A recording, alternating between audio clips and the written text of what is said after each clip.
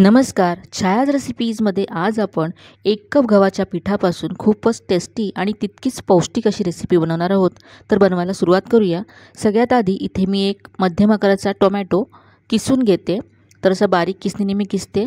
बारीक नसेल तर मोठी किसणी घेतली तरी चालेल किंवा तुम्ही मिक्सरमध्ये टोमॅटो बारीक करून घेतला तरी चालेल. तर इथे मी हा सगळा टोमॅटो किसून घेतला आहे. आता यामध्ये 1 कप गव्हाचं पीठ घालायचं आहे.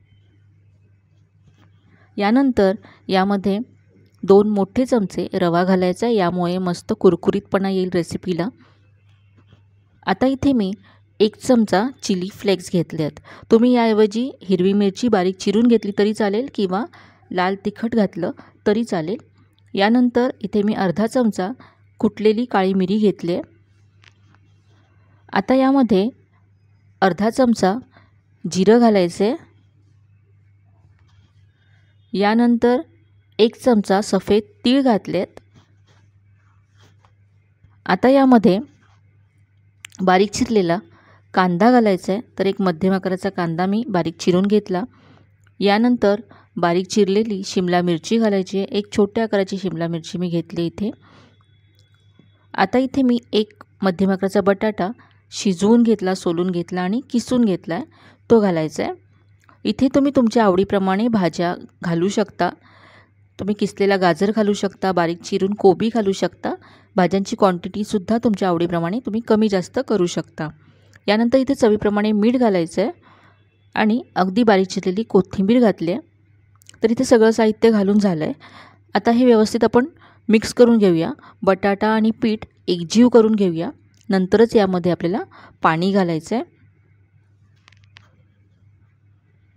हे सगळं मी असं व्यवस्थित मिक्स करून घेते. तर खूपच कमी साहित्यात, घरी उपलब्ध असलेल्या साहित्यात होणारी अशी ही रेसिपी आहे. तर इथे पहा, मी आता हे सगळं मिक्स करून घेतलं. 1 कप पाणी घेतलं आहे मी. तर सुरुवातीला सगळं 1 कप पाणी घातलं. 1 कप पाणी घातल्यानंतर हे आपल्याला मिक्स करून घ्यायचं. याच्यातल्या सगळ्या गुठळ्या काढून घ्यायच्यात. एकत्र सगळं पाणी घातलं तर हे गव्हाचं पीठ आहे. गव्हाच्या पिठामध्ये गुठळ्या जास्त होतात. तर आधी 1 कप पाणी घालायचं आणि याच्यातल्या सगळ्या गुठळ्या काढून टाकायच्या आणि नंतरच यामध्ये आपण आणखी पाणी घालू. तर इथे पहा, मी पाणी घातल्यानंतर सगळं मिक्स करून घेतलं व्यवस्थित, गुठळ्या काढून घेतल्या. आता इथे आणखी 1 कप पाणी घेतलं आहे मी. त्यातलं अर्धं घातलं. मिक्स करूया याला. याचं आपल्याला थोडंसं घट्टसरच बॅटर तयार करून घ्यायचं आहे. हे आणखी मला घट्ट वाटतं आहे. इथे आणखी मी पाव कप पाणी घातलं. तर आतापर्यंत मी 1 कप आणि पाऊण कप म्हणजे पावणे 2 कप पाणी घातलं आहे. तर इथे तुम्ही लक्षात घ्या, तुम्हाला थोडंसं कमी जास्त म्हणजे पावणे 2 ते 2 कप पाणी लागू शकतं. तर पहा, हे अगदी सगळं एकजीव झालं आहे. तर इथे हे आपलं बॅटर तयार आहे. तुम्ही याची कन्सिस्टन्सी पाहू शकता. असं हवं आहे आपल्याला. आपण हे झाकून ठेवणार आहोत 10 मिनटं. तर हे आणखी थोडंसं घट्ट होईल. तर आता याला झाकून ठेवूया आपण आणि 10 मिनटं वाट पाहूया. तर पहा, आता 10 मिनटं झालेत. आपण पीठ पाहूया. तर पाहू शकता, हे आधीपेक्षा घट्ट झालं आहे आणि याची कन्सिस्टन्सी अगदी परफेक्ट आहे आता. तर यामध्ये आपण इनो, सोडा काहीही वापरणार नाही आहोत. तर याचे आपण आता छोटे छोटे पॅनकेक बनवूया. तर इथे मी थोडंसं तेल घातलं आहे, साधारण अर्धा चमचा तेल घातलं. तेल पसरवून घेऊया.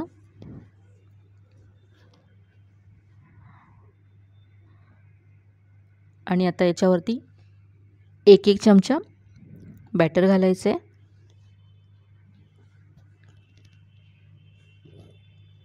थोडंसं पसरवून घ्यायचं, जास्त पातळ करायचं नाही आहे याला. आता मध्यम गॅसवरती याला आपण खालच्या बाजूने छान ब्राऊन होईपर्यंत भाजून घेऊया. तर पहा, कडेने तुम्हाला दिसतंय छान ब्राऊन होत चाललं आहे. तर आपण याला आता उलटून घेऊया. यामध्ये आपण बटाटा घातला आहे, त्यामुळे मस्त टेस्ट येते याला आणि रव्यामुळे छान कुरकुरीतपणासुद्धा येतो. उलटून घेऊया. पहा, किती मस्त रंग आला आहे, अगदी खरपूस दिसतं आहे. तर दुसऱ्या बाजूने सुद्धा आपण हे असंच भाजून घेऊया. अगदी झटपट हे तयार होतं.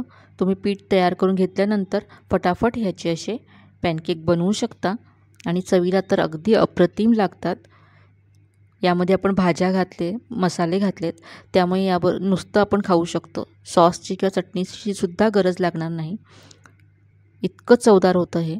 तर आता आपण पहा उलटून पाहूया. दुसऱ्या बाजूने सुद्धा मस्त झालं आहे पहा. यामध्ये जे तीळ घातलेत त्यामुळे दिसायला सुद्धा खूप मस्त दिसतं आहे. तर याला असं प्रेस करून छान ह्याला भाजून घेऊया.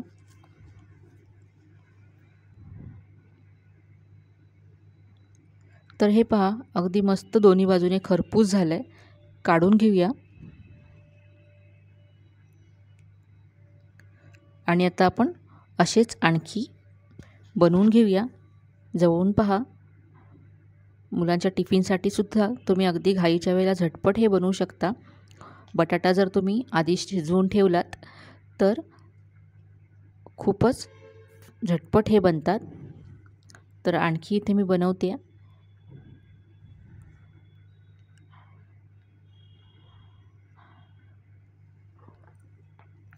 तर पहा इथे मी दुसरंसुद्धा असं बनवून घेतलं आहे.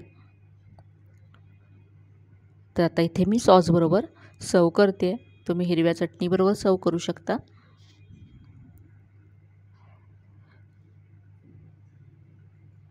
तुम्ही हे मुलांना टिफिनमध्ये रोल करून देऊ शकता. मुलं अगदी आवडीने खातील. किंवा सकाळी तुम्ही घाईच्या वेळेला नाश्त्यासाठी सुद्धा हे अगदी झटपट बनवून तयार करू शकता. गव्हाचं पीठ तर आपल्या घरी नेहमीच उपलब्ध असतं. रवासुद्धा असतो आणि ज्या घरी भाज्या असतील त्या तुम्ही इथे वापरू शकता. भाज्या नसतील तर तुम्ही फक्त कांदा टोमॅटो घालूनसुद्धा हे बनवू शकता. तर तुम्ही एकदा तरी हे नक्की करून पहा. तुम्हाला नक्की आवडतील.